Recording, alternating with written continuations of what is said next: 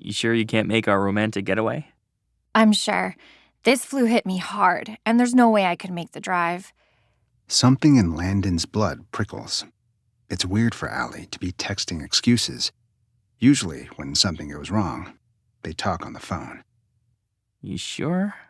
I could come pick you up. It's only 4 hours. We'd be back by midnight at the latest. Oh, that's really sweet, but I'm a disgusting, snotty mess right now, and the last thing I want is to get you sick. Please. It'll kill me if you miss out on good skiing all because of me. Landon feels his suspicions erode. It's so kind of Allie to be putting him first, but a bout of disappointment settles in his chest. Landon and Allie have been dating long distance for the past 3 years, and he can't wait for them to both graduate college so they can finally be together full-time. Ugh, who's gonna cuddle with me by the fire and drink hot cocoa while we watch the snow fall? OMG, you're being such a cheeseball right now. You'll be fine by yourself. Trust me. I'll miss you. You take care of yourself, okay? Thanks, babe. I will. And don't worry, my sorority sisters will look after me. Landon opens the door and looks around the log cabin. It's bigger than he'd imagined. Empty, especially without Allie there to share it with him. He takes out a small box from his pocket, opening it to see the ring inside. So much for the perfect weekend to propose.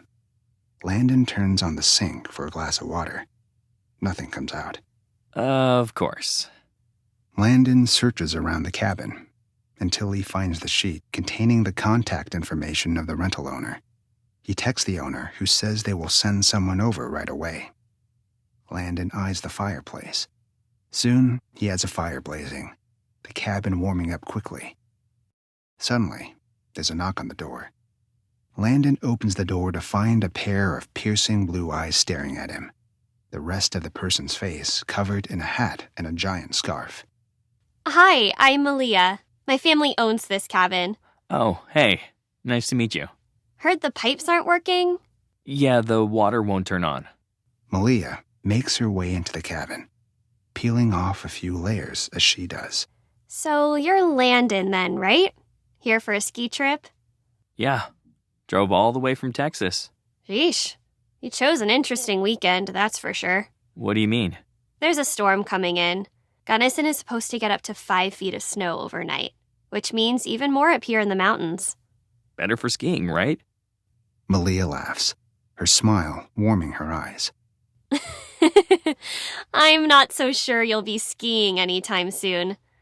Hope you like our cabin, because it's likely where you'll be spending most of your weekend. In a swift, self-assured movement, Malia slides herself under the sink. Landon looks down, and his eyes catch on Malia's body. Her face and arms are shadowed beneath the sink where she works, looking like a powerful force of nature. As she cranks her wrench, her shirt pulls up slightly, revealing a strip of bare skin just above the waistline of her jeans. Allie's face bursts into Landon's thoughts, and he quickly looks away.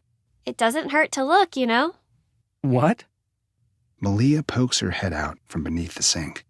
Is it Landon's imagination? Or is there a smirk on her lips? At what I'm doing, you could learn a thing or two. Oh, right. Well, I'm not much for handiwork. Malia chuckles and turns the wrench in her hand one more time. Well, lucky for you, it was an easy fix. Malia gets out from below the sink, wiping her hands on her overalls. She turns on the sink, and water begins to flow. Nice. Thanks for your help. I'm not sure how I would have survived without water. Well, just a secret between you and me. That white stuff out there, it's actually water. You just have to melt it. Malia winks at Landon. He feels a blush creep into his face. I'm gonna go warm up my car, then I'll come clean this stuff up. Be right back. Landon watches from the window as Malia gets into her car. The car sputters multiple times, but doesn't start. Malia makes her way back to the cabin. Well, this is awkward. What do you mean? I mean, my car won't start and the storm is about to get worse. And? And I guess I'm your roomie for the night. Okay. I have some camping food in the back of my Jeep. Great. Malia takes a seat next to the fire, warming her hands. Landon can't help but notice how beautiful she is, the way her blonde hair falls around her shoulders. He forces himself to look away. So, what brought you on a solo ski trip into the mountains? Oh, I guess I just wanted to get away for a bit. Sorry, kind of ruined that for you, didn't I? Slowly, Landon sits down next to Malia by the fire. His spine is a straight rod of tension, and he's aware of every cell in his body. Don't worry about it. I think I'll like having the company after all. Malia smiles, then inches her way closer to Landon, until their knees are close enough to touch. Landon moves just an inch away. Why didn't he tell her he'd planned to come up here with his girlfriend? Check out the radar. This storm is massive. Landon looks at Malia's phone screen and watches the giant weather cloud move across Colorado. Just then, Malia receives a text. It's a picture of people playing drinking games with a message that says, "Wish you were here." Weird. Something about the photo looks familiar to Landon, but Malia just smiles cheerfully. Oops, sorry about that. My old friends from school are doing this ridiculous tradition this weekend. They've been sending me stuff like every 5 minutes. What kind of tradition?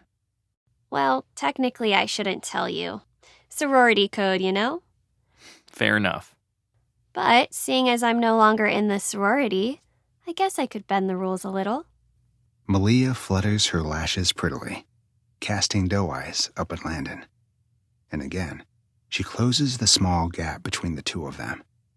Landon smells a bit of lavender on her skin and takes a deep breath. See, every year the girls in the sorority who are in committed relationships try out something called cheat night. Cheat night? Yep, I know it sounds crazy, but on cheat night, each girl finds a guy who isn't their boyfriend and, tests the waters a bit before becoming too committed. Wait, what? That can't be real. Trust me, it is. That's just wrong. Is it? Don't they deserve to explore a bit before making a bigger commitment? I mean, I don't know. I'd be pissed as the boyfriend if I ever found out. But that's the beauty in it. The boyfriend never finds out. Malia begins to move closer to Landon. Her hand reaches out, snaking over his knee. And that's when Landon realizes what seemed so familiar about the picture. Malia, what school did you go to again? CU? Why? Oh, God. Landon grabs Malia's phone, opening the picture that she just received, and he zooms in. In the background, there's a painting on the wall, one he's seen many times during FaceTime dates with Allie. Landon, what's wrong?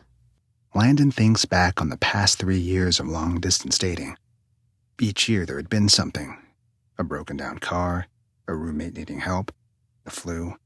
Every time, Allie had to cancel one of their weekend trips, and every trip happened at exactly this time of year. It's nothing. Just give me a second. Landon opens his phone and begins to text Allie. Hey, babe. You feeling any better? A little bit. How's the cabin? It's good enough. Hey, you want to FaceTime soon? Oh, babe, I can't. I don't want you seeing me like this. I don't mind. I just want to talk to you for a bit. Landon hesitates, his fingers hovering over his phone's keyboard. You know I love you, right? You're sweet. Okay, but just for a minute.